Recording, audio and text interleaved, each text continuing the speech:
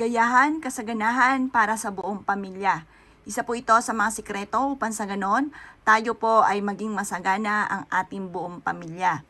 Mainam na kumuha ka ng isang mangkukan na ang lagayan ay ganito. Yung clear, kita ang loob at kita ang labas. At mainam mga bossing ko na ang asin na ito ay meron tayo dahil ang asin ay mabisang pang-cleansing. Pang-alis ito ng kamalasan at panghatak ng swerte. Ang dahon naman ng laurel ay for only wishes.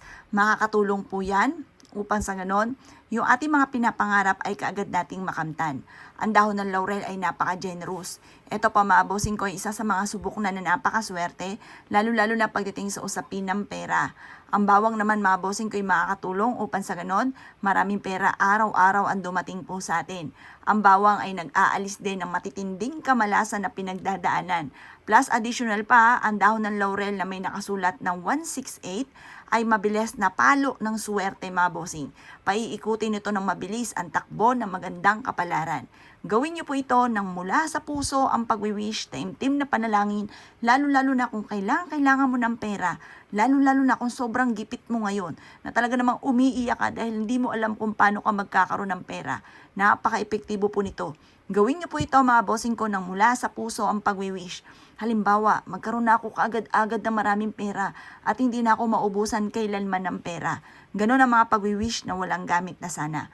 Or kaya po, sabihin niyo po kung ikaw'y mananaya, mananalo na ako ng jackpot at ako po ay makakamit ko ang lahat ng aking mga ninanais.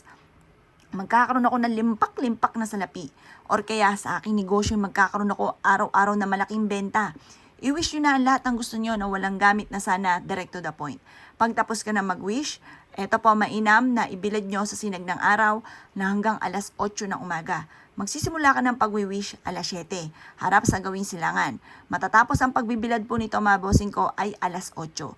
Makalipas ang alas 8 ng umaga, ilagay nyo ito sa inyo pong dining table kung saan kayo ay kumakain sa inyo pong hapagkainan. Ang dulot nito ay kasaganahan para sa buong pamilya. Kaligayahan para sa buong pamilya.